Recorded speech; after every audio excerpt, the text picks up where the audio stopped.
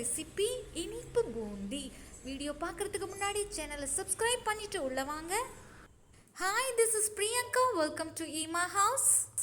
நான் இன்னைக்கு செய்ய போகிற இனிப்பு பூந்திக்கு தேவையான அளவு இட்லி மாவு எடுத்திருக்கேன். ஸோ இந்த மாவை வச்சு தான் இன்றைக்கி நாம் பூந்தி செய்ய போகிறோம், அதுவும் ஒரு இனிப்பான முறையில். ஸோ இவ்வளோ தான் நான் மாவு எடுத்திருக்கேன். வாங்க வீடியோக்குள்ளே எப்படி செய்யலான்றதை பார்த்தலாம்.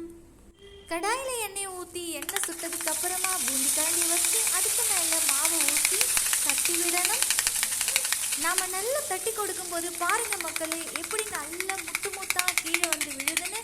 ஸோ இந்த முத்து முத்தான இந்த மாவு நல்லா வெந்து வரணும்.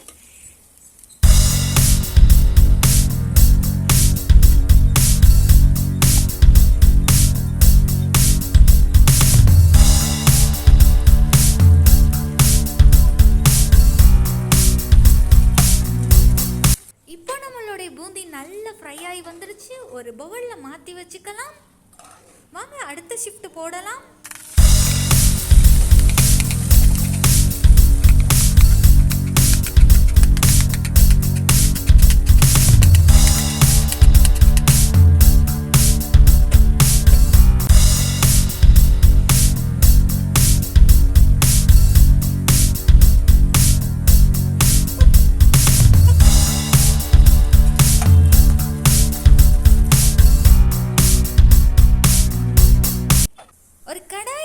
அரை டம்ளர் அளவுள்ள தண்ணியை ஊற்றி கொஞ்சமாக கொதிக்க வைக்கணும்.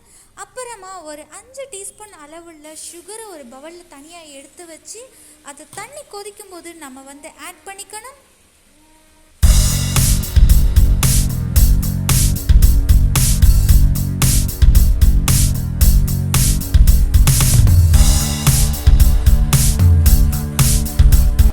இப்போ நாம் கலர் பவுடரை ஆட் பண்ணிக்கலாம்.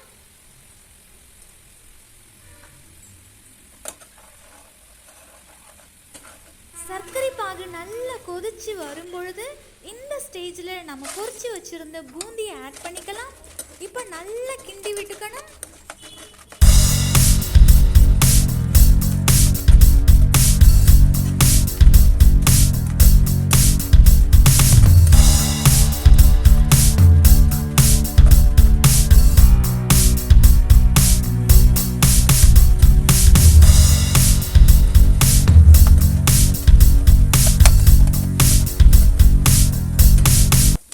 மக்களே, இப்போ நம்ம ஸ்டவ் ஆஃப் பண்ணிட்டு சர்விங் பவுலில் மாற்றி எடுத்துடலாம்.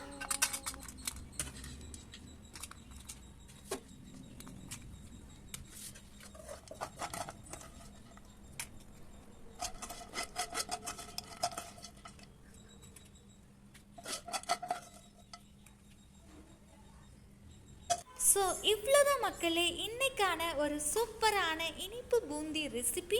அதுவும் நம்ம வீட்டில் அரைச்சி வச்சுருந்த இட்லி மாவு வச்சு எவ்வளோ ஒரு ஸ்பெஷலாக செய்யலான்றது உங்களுக்கு நான் செஞ்சு காமிச்சிருக்கேன். கண்டிப்பாக நீங்களும் உங்கள் வீட்டில் இதே போலவே செஞ்சு பாருங்கள். கமெண்ட்டில் சொல்லுங்கள் எப்படி வந்திருக்குன்னு. வீடியோ பார்த்ததுக்கப்புறமா மறக்காமல் like, share, comment and subscribe பண்ணிவிடுங்க. நெக்ஸ்ட் வீடியோவில் பார்க்கலாம். Bye bye.